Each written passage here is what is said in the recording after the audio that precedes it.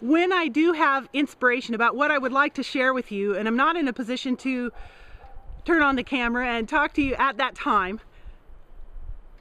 I try to make notes to remind myself, and then later when I look back on them, when I'm in a position to turn on the camera and talk with you,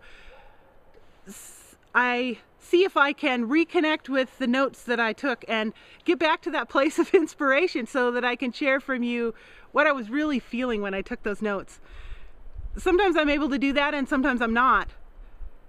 So I just show up and do my best. And one of the things that I had taken note of that I want to share with you right now is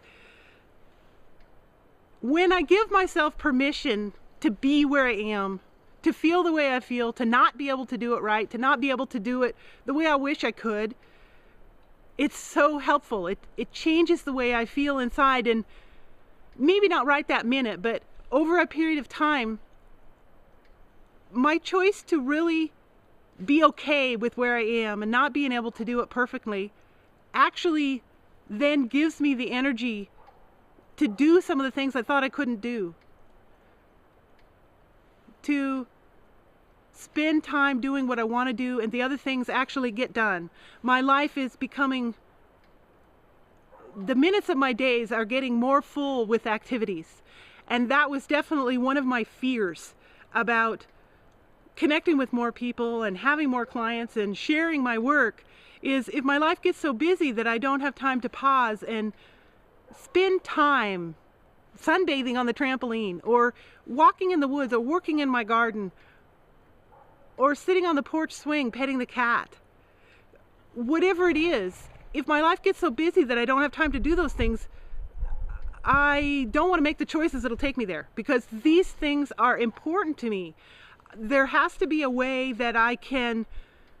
engage with people more and share what I've been learning and still hang on to these pieces that are so important.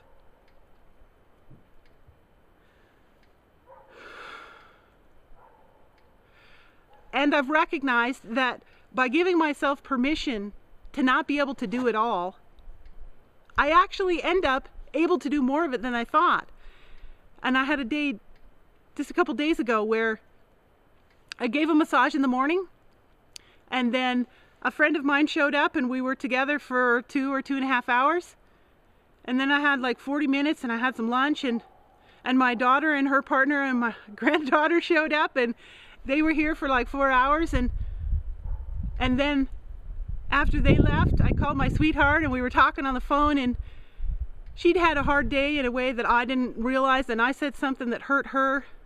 and we found out later that because she was having a hard day anyway, what I said hurt her. She felt it more deeply, much more deeply than she would have if she hadn't been in that place of being weighted down by what had already been happening in her life. But I spent hours on the phone with her, and then 11 o'clock that night, the friend who had been to see me earlier in the day called me, and she was having a hard time, and so I worked with her for half an hour, and then I'm busy doing things on the computer and getting ready for my next day, and an hour later she calls me again, and she's still having a hard time. I mean, what we had worked on cleared, but then now she was dealing with physical pain, and she was scared about that, and so I worked with her for another 10 minutes, and the pain eased, and I think I got to bed about 1:30 a.m. But what I'm realizing is that as I give myself permission to be where I am, to feel what I feel, to not be able to do it all, I'm able to relax a little bit more, and actually more of what I want to get done does get done. And it's so exciting to recognize that I can be me, and through being me, I can have and experience even more of what I want.